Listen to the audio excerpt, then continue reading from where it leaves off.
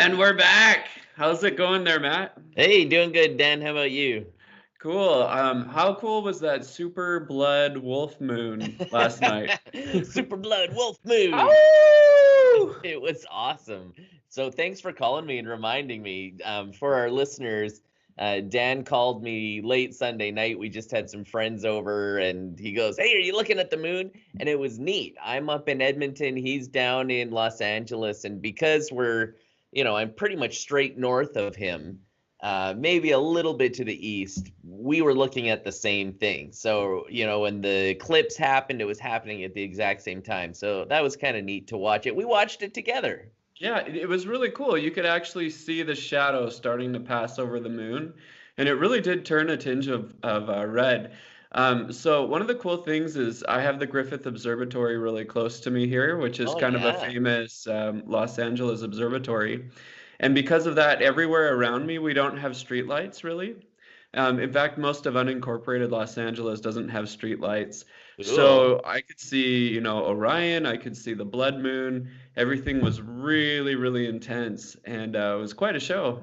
It was quite the show. My kids got up, even the little guy got out of bed. He's like, "Hey, I want to see the moon." So we were standing out in the cold because it wasn't that cold. It was about minus 10 Celsius, What's but that, like 15 degrees Fahrenheit? I don't know. Yeah, Somebody's gonna have to look that one up. But someone will have to, my yeah. kids were all in their pajamas watching it. Awesome. Worth it. So we got a pretty cool comment this week on our YouTube. One of our watchers from Quebec City actually asked us if we'd research a topic. Do you want to go into that, Matt? Sure, yeah, we had a comment on YouTube from Simon Légaré, and I'm sure I'm butchering his name because I'm not even going to try to say it like a We're francophone. we're not francophones. We tried in seventh grade to learn Yeah. French, and did you take more than 1 year, Matt? No, I only did 1 year, but Ah, it's something I might want to pick up because there are a lot of francophones here in Alberta, that's actually, right. quite a few. Yeah, Um, I've got a funny story actually where I want when to I hear it. was I think I was 18 years old and I was driving to Beaumont, which is a French community just south of Edmonton, and That's I by had the a airport, right? yeah, yeah. Yeah. So I have this hot date and I'm driving up Oh, through Beaumont and there's this giant stop sign. Like it's not a regular size stop sign that says arrête. It's this giant stop sign. It's kind of like when somebody speaks in another language and they're yelling at you. You're gonna Like understand it more if it's bigger.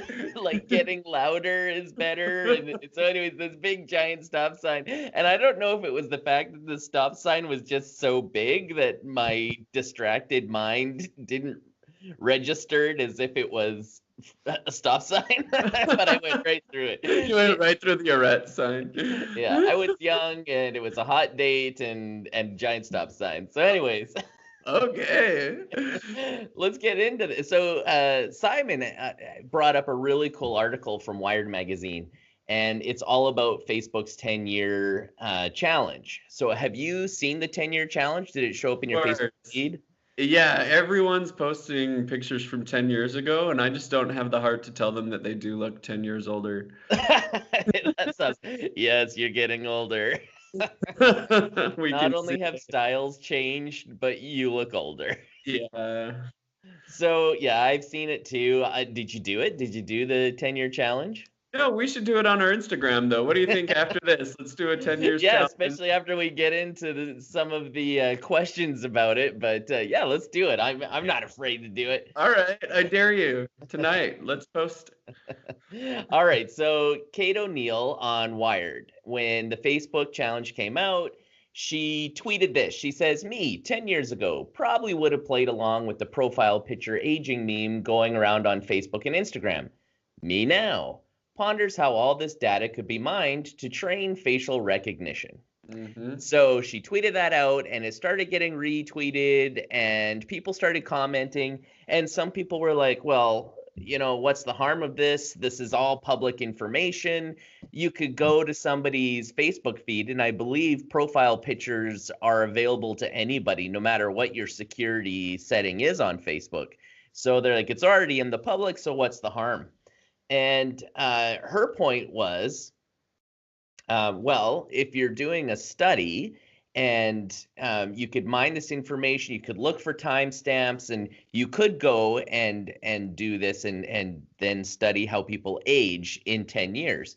But she said, if I was doing a study, create this meme that goes around on Facebook, and then instead of trying to pull with AI and pull people's profile pictures from 10 years ago and going by timestamps, and then you have to filter through all that data, Mhm. because how many profile pictures have you seen with somebody's kid, right? Me Yeah. 10 years ago, and it's this adult, and then now it's a baby, or maybe their dog or their cat, right? And so you got to filter through that. And she says, what a smart idea. If this is really how it happened, somebody's doing this study, people are doing it themselves. Me 10 years ago, me now. And they're also choosing pictures that look similar. And they're Right? using hashtags, which makes it really easy to look up from a Oh, data yeah. perspective. Yeah, so they're using hash, absolutely. So it's easy to mine the data, and you can still look for the outliers, right? Like some people were doing goofy posts of they like not even them, right? And so you could still go through the outliers and remove it. So all of a sudden you've made somebody's research a whole lot easier. And what she does, Katie O'Neill goes and she says, well, the question is, we all know on Facebook that we are the product. Facebook is free. It makes its money off of advertising and sells what information they have on us to the highest bidder. I mean, we saw that with Cambridge Analytica and a few other issues. I mean, Facebook has been hauled in front of Congress. So, I mean, this is no secret. So she comes up with three things that could come out of facial recognition technology over 10 years. She comes up with a good application, basically a mundane application, and then one that could have negative consequences. Ooh, I want to hear the negative consequence one. Well, let's start with the good one. I mean, Okay. the first one she says is this could be great in finding missing children. Oh, have So, you listened to that podcast by CBC called Someone Knows Something? no, tell me about it. It's cool for all our podcast listeners. If you're Canadian and you like a good mystery, somewhere out east, a kid went missing that was 6 years old, and he went fishing with his dad and just disappeared. Oh, And so they go back like 20 years later and try to interview everyone again. They take dogs to the frozen lake, cadaver dogs. ooh. But some people claim that this guy that's about 26 in a nearby city is the kid. And Oh, so wow. it would be really cool to have this kind of technology to age your face Yeah. and see what missing people would look like. Someone knows something, a CBC podcast. CBC knows, or Yeah. somebody knows something. Okay. So the good is that that's something that facial recognition and looking at how people change over 10 years would be good. Mundane. So this is something that it could be good, could be bad. We're really not sure. And that's targeted advertising. So with that type of technology, they could look at your profile picture and not just guessing your age, they could probably get pretty close to what your age is. And so now they can target advertising just on your profile picture to your age, your ethnicity, your gender. And so, I mean, that could be good or bad. Dan, do you want targeted advertising or do you want random advertising? Do you Um, prefer? I prefer no advertising, but if it has to be geared towards me, actually, I listen to a lot of Spotify, and it's so funny. Every time they mention something, it's like, oh yeah, I was just at Home Depot shopping, or I was just doing. They must have me connected somehow, Oh, it's scary. because they know what I want. They know the type of Oh, yeah. movies I'm into. It's really weird. So here I'm Yes, I gonna do want it. I want it. I want it. I'm gonna go a little bit off the crazy rails, and I don't know if this is real or not, but I could have sworn, and you hear these stories all the time, that something I've only said shows up in my advertising. So, Oh, looking at my browsing, people know I'm into RVs. People, like they know a lot about me, and so when an RV ad shows up, it's not surprising. But then when I'm talking about something I'm interested in, but I haven't looked into it yet, it's really creepy when it shows up. So it could be one of two things. One, Google's always listening. hmm. Or two, the targeted advertising has already guessed what I'm going to be interested in Yeah. before. And so here's a little disclosure. What it was recommending to me, the advertisement, was on weight loss. Now, Oh, it how hit could they know you were trying to lose weight, man? maybe my profile picture. From 10 years before, they noticed And they're like, it. "Hey, Tubby, you put on 10 pounds." If that BMI is over 25, send them the weight loss. But it could also be January. Hello, New Year's resolution. So I'm not a total conspiracy theorist, but Yeah. when something like that happens, it does kind of creep you out. So here's the third one. So the first Okay. was good. The second was Mundane, which is targeted advertising. And then the third one is in insurance assessments, healthcare, those types of things. So imagine your insurance company takes a look at your profile picture Mhm. and they're like, dude, you're supposed to be 35, but you look like you're in your late 40s. Oh, So no. there's something wrong with your health. Yeah. So you apply for life insurance or something along those lines. You could be denied just based on their AI algorithm that takes a look at your profile pictures that you've posted online, and they're like, dude, something's wrong with that guy. I could see that becoming a reality because they're already getting super nosy. Like if you've skydived before or even scuba dived, your Yeah. premiums go up. And I mean, that's assuming you answer truthfully, but Yeah. they could But if save a they're like, lot of money if you they posted pictures scuba diving and skydiving. the social media is ruining my life insurance. I know so many stories of people who are like, they call in sick to work. I've got the plague, and then they post on Facebook. I was down at Cabo. It was amazing. So anyway, Awesome. um, that's the interesting stuff that's going on. And Simon recommended that article. So I guess I have a question for you, Dan. Are you concerned about these types of memes that go around and are soliciting information? So that's interesting, right? They were soliciting your profile pictures from 10 years ago till now. Are you concerned about that? And do you think that your data could be used for nefarious purposes? Yeah, well, first of all, I think human nature is so interesting. Do you remember the ice bucket challenge? How Oh just yeah. everybody did it? Oh Yeah, yeah. everybody did it. And like nobody even knew what Lou Gehrig's disease was, and suddenly it was the biggest thing, you know? Hmm. And now we're all doing this 10-year challenge. Here's what I think's going on. I know Facebook started like 2005 or 2006, but back then it was mostly people that were in Ivy League schools that were able to join. Yeah. It really caught on with the main group of people in about 2008, 2009. That's when most people kind of started to join. Hmm. And so I think what's going on is it's just been 10 years since Facebook got popular. And you know how on your feed it says, oh, here's a picture from 10 years ago. I think what happened is somebody just saw one of their old pictures and said, hey, I look pretty similar. I'm going to post this. And then everyone else started seeing their pictures from 10 years ago as well, because that's when they joined. Yeah. That's when Facebook became popular, about 2008. So it's interesting that you brought that up, that Facebook was a kind of a grassroots popularity. And Facebook claims that there was nothing nefarious about this meme. There's nobody out there doing a face recognition study. They said it was a grassroots meme that started by some user and then it just picked up steam, which very well could be. But now, if anybody wanted to, they could just follow the hashtags, grab a whole bunch of data, Yes. and make some money. So here's what Katie O'Neill said, and I thought this was great. And so this is from the end of her article on Wired magazine. She said, or on Wired, she says the broader message: humans are the richest data sources for most of the technology emerging in the world. Our data is the fuel that makes businesses smarter and more profitable.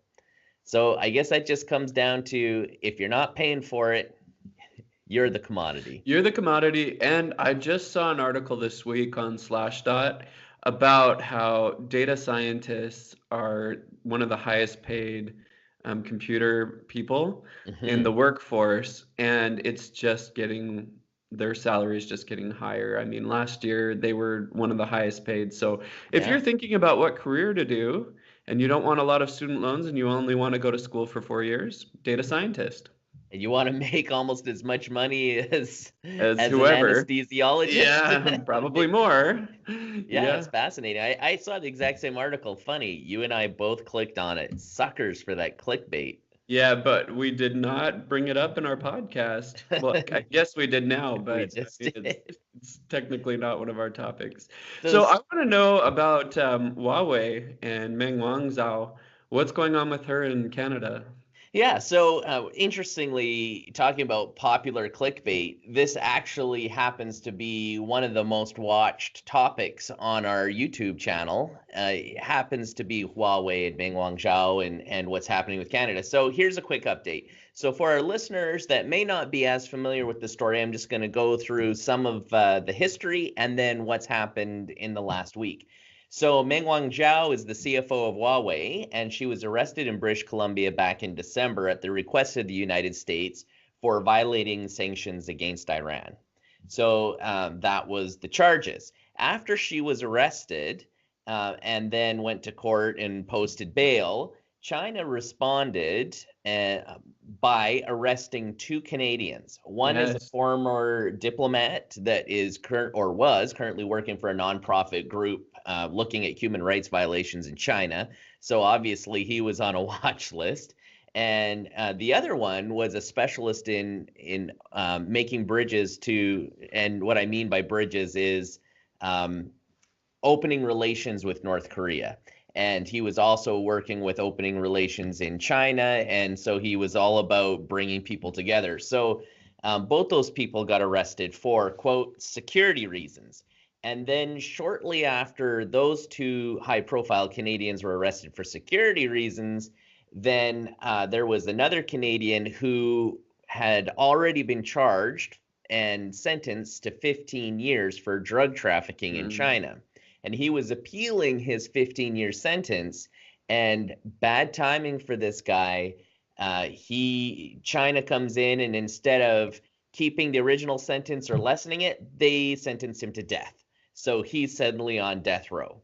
And so, of course, Canada does not believe in the death penalty and has had some very strong words for China. And they said, you're using these 3 Canadians as political ploys, and you're using your power to try to influence Canada to let Meng Wanzhou go. And Canada keeps insisting this has nothing to do with politics, everything to do with the rule of law.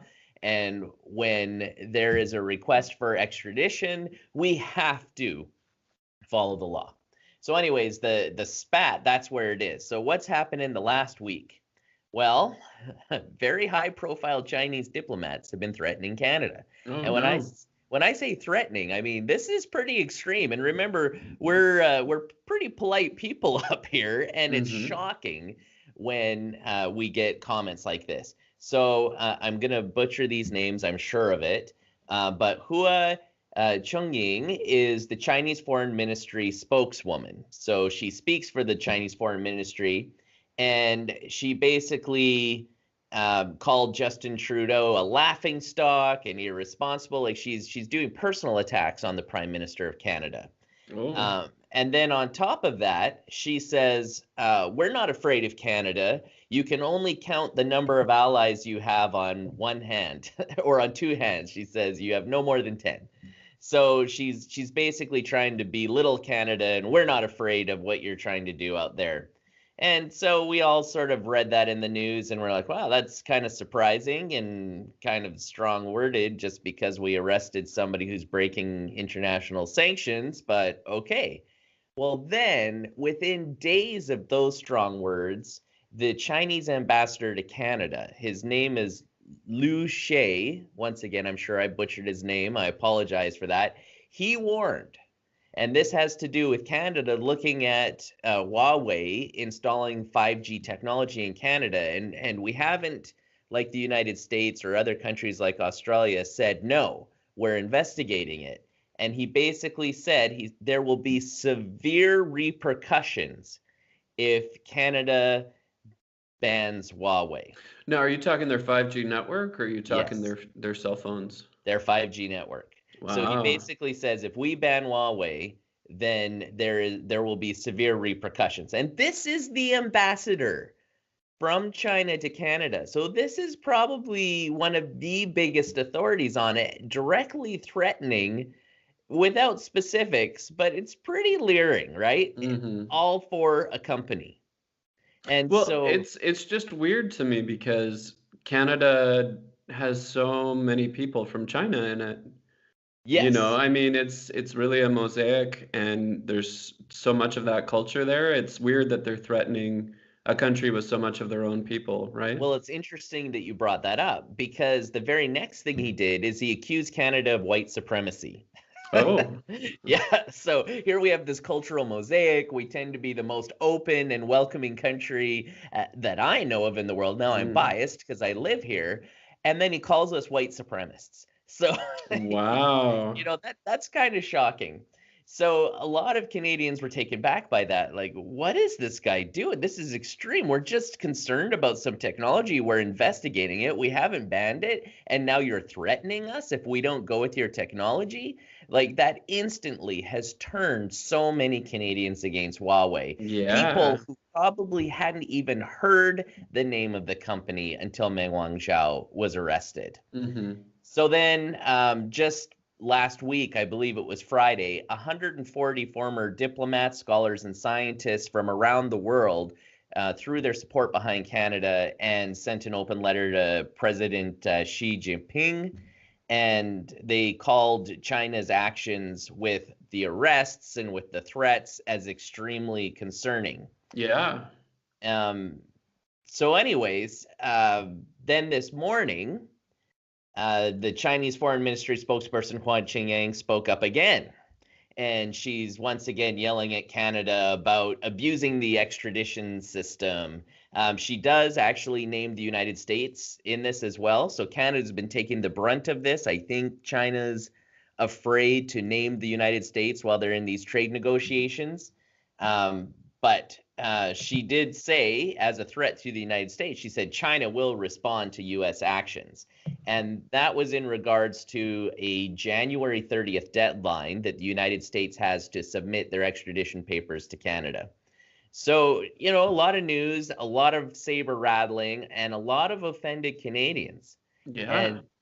And, Dan, I found it so fascinating to read the comments at the bottom of these news articles on CBC. Okay.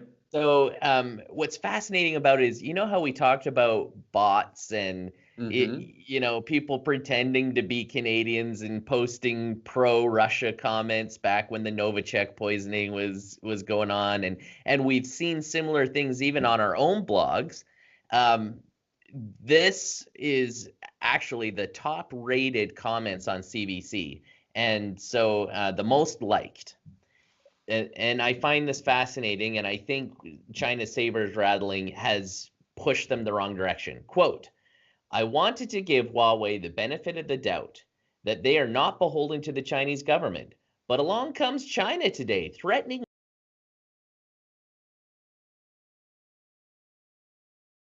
clear its relation to Huawei. Time to look for another company to deliver 5G. So that was the highest rated comment Wow. when the Chinese ambassador was threatening, like, you better choose Huawei and not ban us or else, right? And so it's like, whoa, nobody tells a foreign country what to do or what not to do, right? And so here's another one. Just a few days ago, the Chinese were telling Canada to mind their own business. So this was in relation to the death penalty that was given to a Canadian, and so they're like, mind your own business, Canada. And now they tell us how to run our country by threatening us to use Huawei or else. Wow, just wow. So that one had the highest likes. And then this one, I think, sums it all up. Given all that's happened over the last few months, the probability that I will ever buy anything with a Huawei sticker is exactly 0.0. Wow.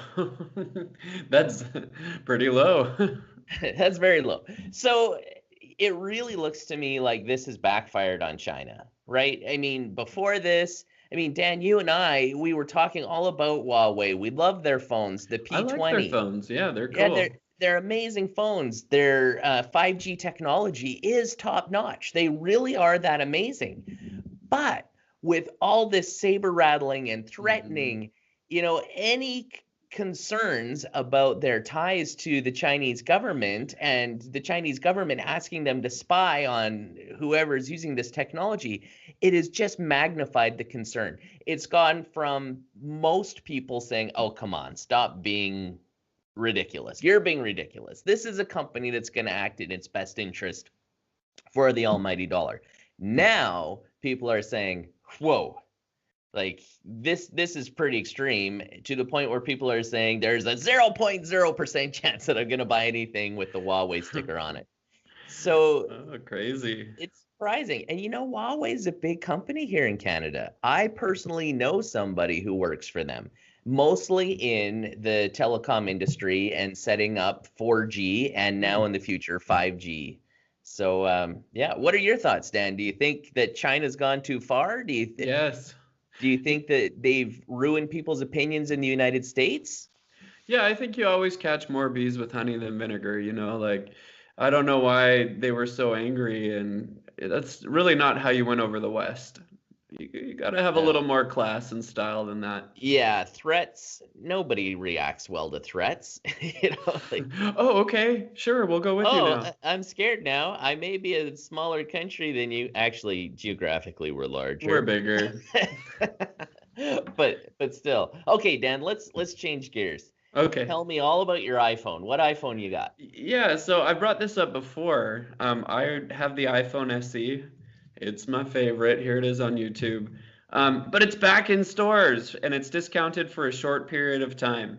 So the reason why I like the SE is it's actually in the iPhone 5 body, which means it's really small. It's not Okay. honking in my pocket all the time. You can just slip it in, some shorts and go jogging. But it has the 6S internals. That means it's got the A9 chip. It's got 2 GB of RAM. The camera is awesome. It's 12 megapixels. And this is an older phone. I mean, the original SE came out 3 years ago. And then they upped it a little bit with the RAM and stuff 2 years back. And that's when I bought mine. Yeah. Right now, you can get a new one in stores for $349 for the 32 GB version, and the sale is actually for $249. So that's actually a pretty good deal, especially for a Yeah. new phone. That's $100 off. Yeah, it's That's a hundred huge. bucks off, and you can get the 128 GB one for $299. So what an affordable phone! I think it's pretty cool. Here's the thing: Android phones, you're gonna get more bang for your buck for $200 if you got something like Huawei or Yeah. one of the phones that you'd get at Walmart. They have more RAM, they have more gigabytes, a little bit faster, but if you're sold on the Apple world, I am. I really like iMessage. It's just hard to give up that Apple ecosystem. Plus, I'm an app developer, so I have to have an Apple phone to have their games. Here's the thing, though, you can find even better sales because I bought this phone 2 years ago for $185 through AT&T, That blows me and away. 108. Did you have to sign a contract to get I it did, for? yeah, I did a Yeah. 6 month contract, but I mean, it was like $40 a month, so it wasn't that bad. Then once I got out of the contract, I went to Mint Sim. They're only $20 a month for 8 gigs of cell 4G and Wow. unlimited talking and text. So as 20 soon as my bucks. yeah, $20 a month. So as soon as my contract was over after 6 months with AT&T, I bounced and went to to Mint Sim, which everybody should go do. So if you're roaming with Mint Sim, like here in Canada, some of our cheaper telecom providers, they don't have the same coverage when you roam outside of city areas. So if I leave a metropolis area and I go into a rural area, then I start getting charged extra fees. Do you Well, find that with Mint Sim and some no, of these? it's T-Mobile. Oh, Yeah, okay. so it's I mean, I hear that Verizon has better coverage. Yeah. Verizon is actually the only cell phone network I've never used. I've used AT&T, I've done Sprint, I've done T-Mobile, and everything in between, but I've never tried Verizon. But people say if you're like driving in rural Utah or Idaho or Verizon's going to pick it up better. Yeah. I remember one time I was caught in a snowstorm in Montana on the way back from Christmas, Yeah. and everything was whiteout conditions. I couldn't use my phone. I could not use my phone. And Yeah. one of the people that ended up saving me there was a trucker that pulled over and helped me out. He had a Verizon phone and it worked perfectly. So, it just might be worth the extra money if it saves your life if you're on a highway somewhere and you're not getting T-Mobile. So, Yeah, you know what we should do in the future? We should do a show on all the different mobile options that are out there yeah, and, we could you do a know, Canada show, a US yeah. show. Yeah. Yeah. It wouldn't be up to date because within a week there'll be changes, but Everything changes. That's right. But this is actually still a pretty good deal, even though I got an even more screaming of a deal 2 years yeah. ago. 249 for a 32 gig iPhone SE is pretty good. So I'd Yeah. snatch that up. The Apple ecosystem's awesome, and the way that the software is built directly for the hardware, it's fantastic. Oh yeah. So I wanted to talk a little bit about VPNs now. Matt, you Yeah, use a VPN, right? I do. I use NordVPN. They are not a sponsor of this show, but I hear they do sponsor podcasts. Sponsor us. Yeah, we'll take But your money because I what love it. kinds what kinds of things do you do on your VPN? So anything where I am concerned about anybody snooping, so things where I have financial things. So when I log on to my bank account, I use my VPN, and I may or may not use my Cody box with a What? VPN. Honestly, I still like 99% of the time I'm using Netflix. But as we talked about last week, when Netflix gets bigger competitors and less content, like Disney gets rolling and Apple gets rolling, then I think that more and more people are going to be using boxes like Kodi boxes or Android boxes and looking for alternative ways to stream their TV. So So, that's oh, mostly what I use it for. That, finance, security as well. So finance and security. What if I told you that a large number of these top free VPN apps that are on the App Store are actually based in China? Ah! Yeah, so Was we've just NordVPN on there? It's not free. we'll have to look it up, but Yeah. so, if you search on the App Store for the top 20 apps, so after you see WhatsApp, Snapchat, Hmm. Facebook, VPNs are the next most searched for thing. Did you know that? In I the had no world. idea. It's No the idea. second highest non-branded search term behind games and free apps. So the most popular applications have amassed hundreds of millions of installs worldwide, yet there seems to be little attention paid to the companies behind them and very little scrutiny done on behalf of the marketplaces hosting them. So this article investigated the top free VPN apps on the App Store and the Google Play Store. And they found that very few of these hugely popular apps do anywhere near enough to deserve the trust of those looking to protect their privacy online. I thought that was interesting. So they recorded the top 20 free apps in the search results for VPN in the App and Play Store. And in total, these applications have been downloaded over 80 million times. In their investigation, half of the top free VPN apps are either Chinese ownership or they're actually based in China.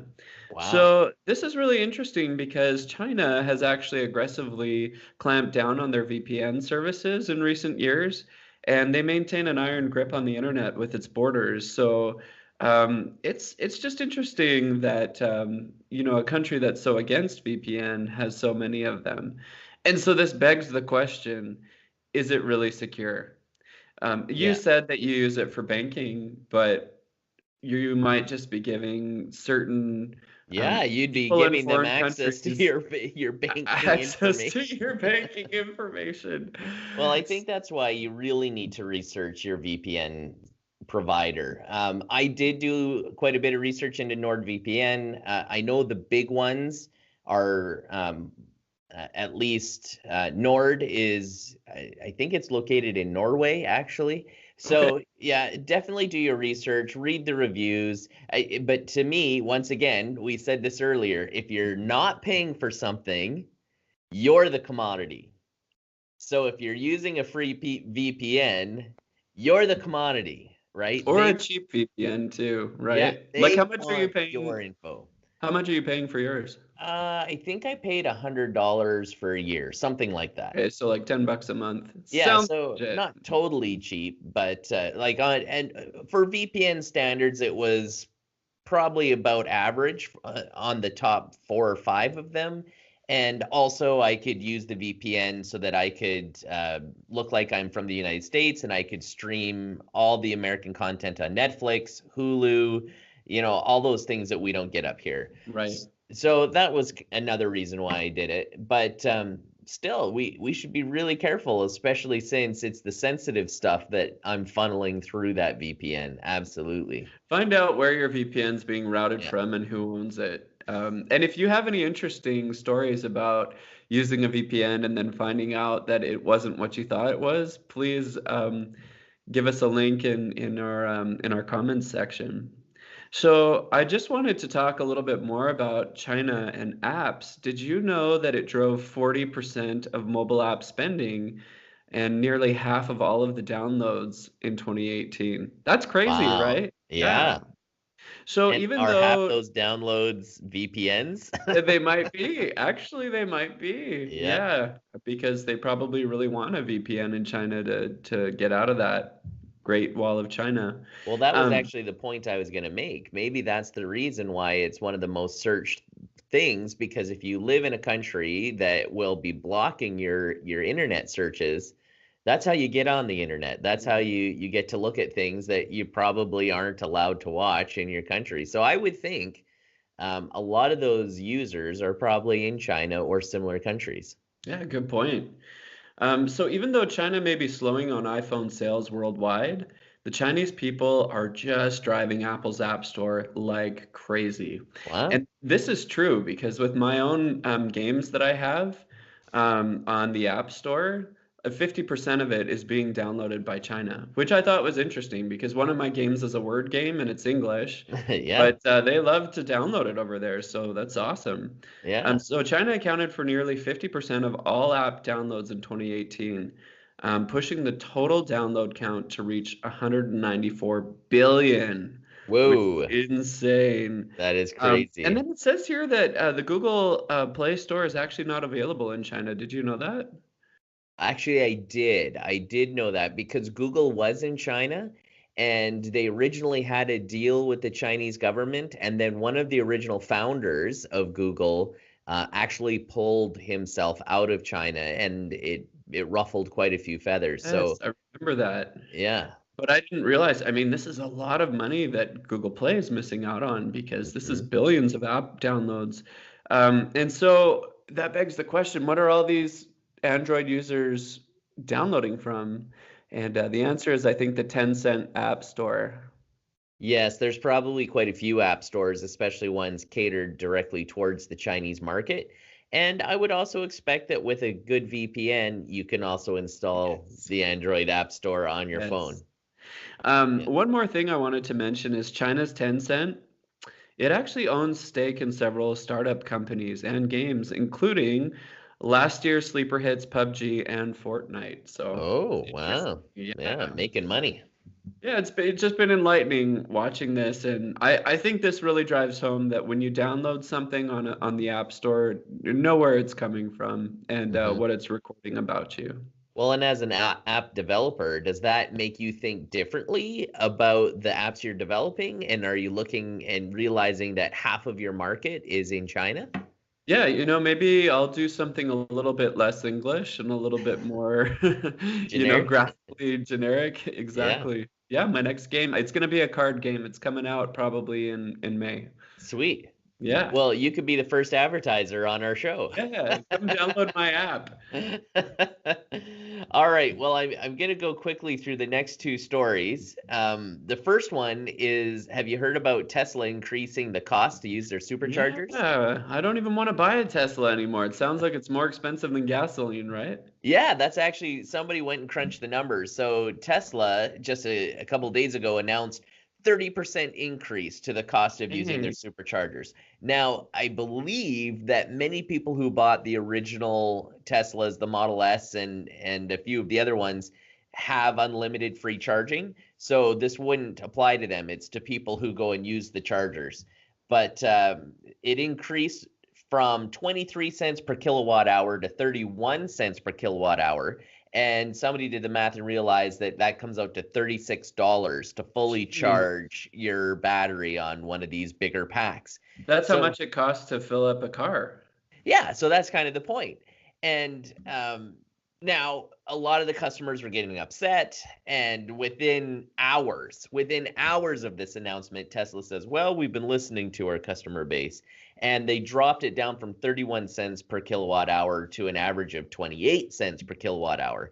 So they did drop it from the 30% increase, but it's still a net increase of about 23%.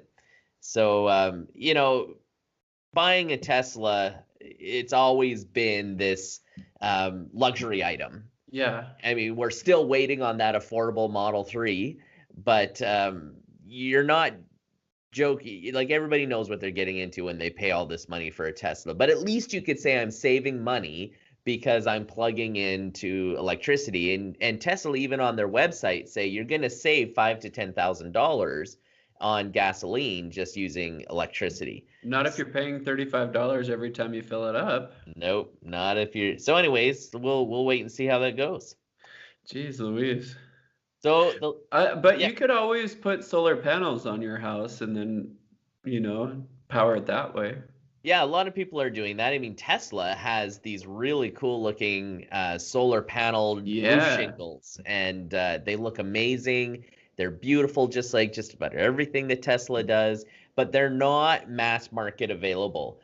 There are people who are getting them installed on their homes, but I'm hearing astronomical numbers that people are paying to shingle their homes with this, like anywhere from $30,000 to $100,000 to put this on your roof. So how long do you have to drive a Tesla to save that kind of money, or at least save on your electricity bill? Here in Alberta, we've got some of the cheapest electricity that I've Yeah. heard of, but still, I couldn't even consider saving $30,000 unless I was looking at a 20-year time period, let alone $100,000. Do you know how much per kilowatt hour you pay? I'd have to look at my bill, but I'm not even gonna try to guess. But When I was in Hawaii, it was 50 cents a kilowatt hour. oh my goodness. Yeah, so every time I left the house, I would unplug everything. The TV, Yeah. the shaver, the Oh, no. toothbrush, everything was just unplugged. Yeah. Yeah. Well, there's all we're so close to all these breakthroughs for electricity. I mean, there's nuclear fission, not fusion, but What? fission. And we've been on the cusp of that for like 30 years now. Everybody's been talking about how this new technology that's going to suddenly make electricity practically free. So the whole idea of nuclear reactors originally, when you had fusion, where you're smashing things together and creating energy, everybody said this is going to be so cheap, it's going to be almost free. Well, we spend so much money safeguarding the radioactive byproduct of it that it really isn't that cheap. And so areas that are heavy into nuclear, I know in Canada, in Ontario, we're very heavy into nuclear, and down in the States, there's quite a bit. Europe is huge into nuclear. I believe Paris has a huge amount of nuclear, so does Germany, England, but it's so expensive because you got to safeguard that byproduct, right? And so, but fission is the opposite of smashing things together. You're actually harnessing, it's the energy of the sun. It's basically the same thing that the sun does. But we haven't had the ability to properly do this. And for 30 years, we've been talking about it's so close. We're ready to do it. So I don't know, Dan. I That'd don't be know what cool. It'd be cool if you could, make gold out of it. Let's fuse yeah. these together to make a gold atom. Gold atom. Alchemy at its finest.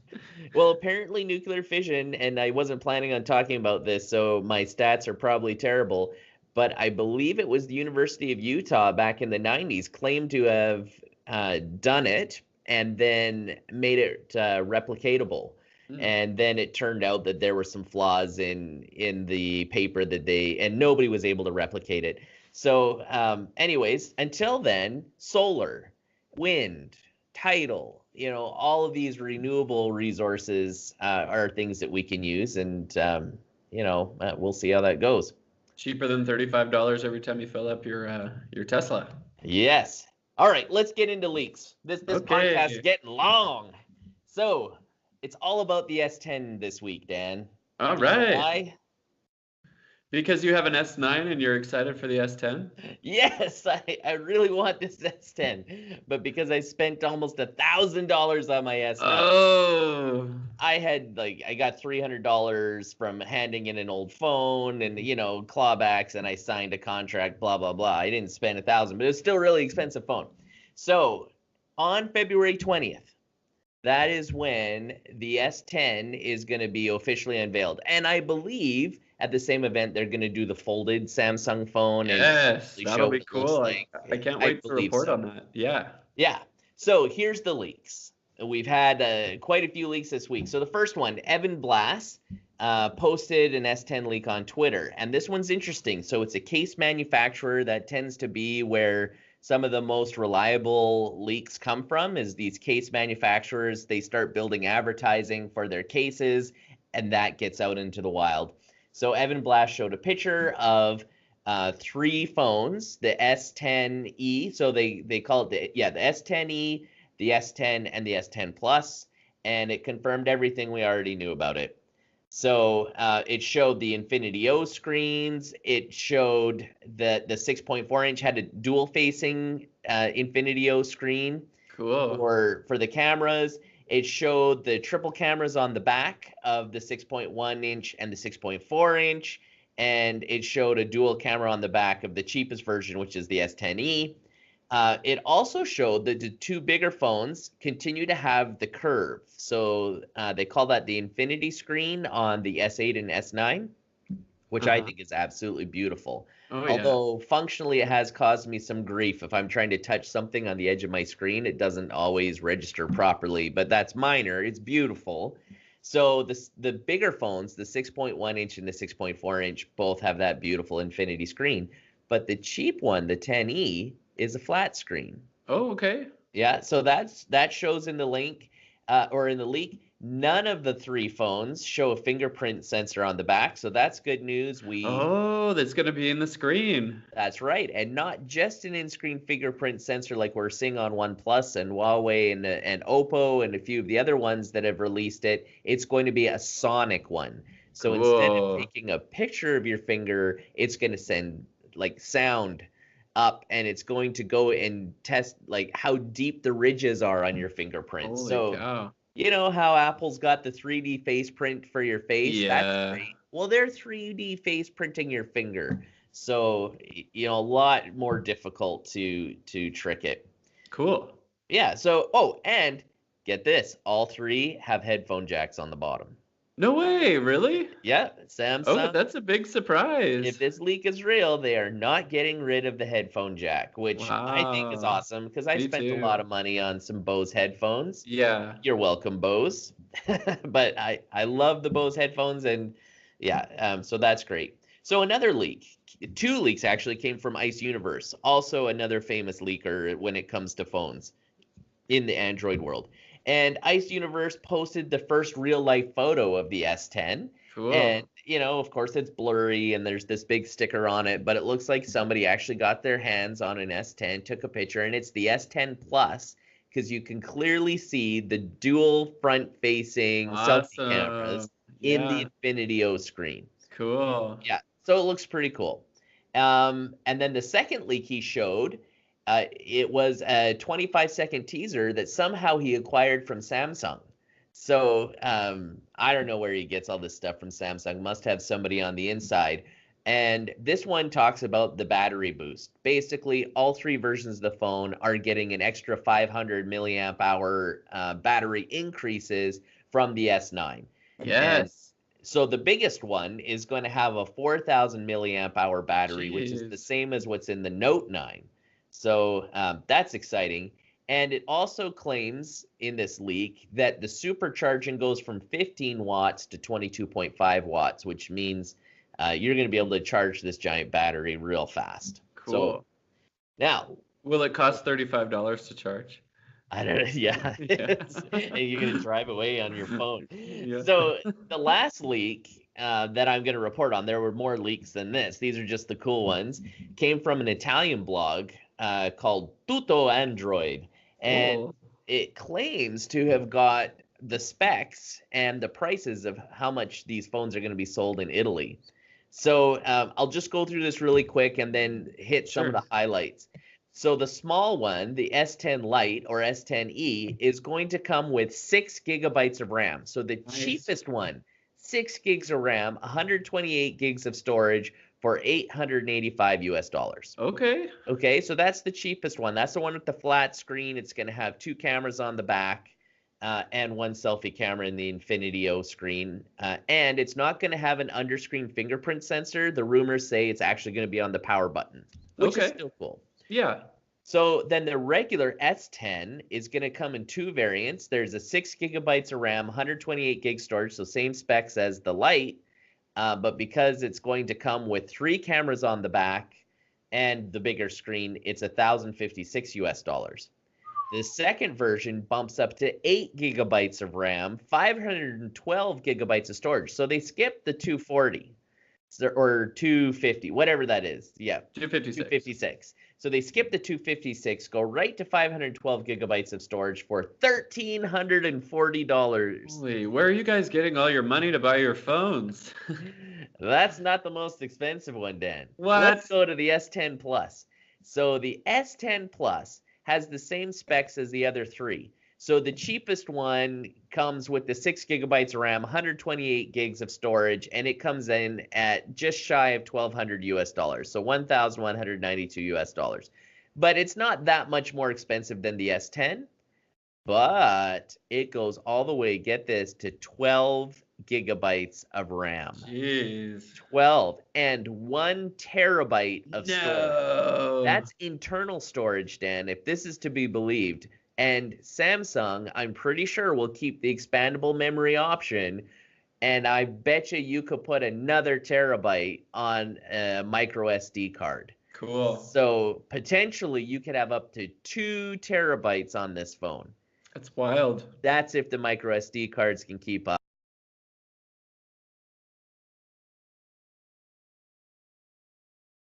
Affordable 1,819 US dollars. Woo! Okay. So how much RAM does your laptop have, Dan? 8 gigabytes.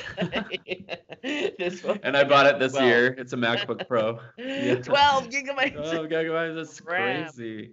Yeah. Well, you know, our phones are getting better than our laptops. You're seeing it here. You know, it's great to hear all of these stories and leaks. If you guys have any comments, please hit us up on YouTube or on the Google Play or iTunes store. We'd love to get a 5-star rating from you. That'll really help us out, get the message out. Have a good week. Goodbye.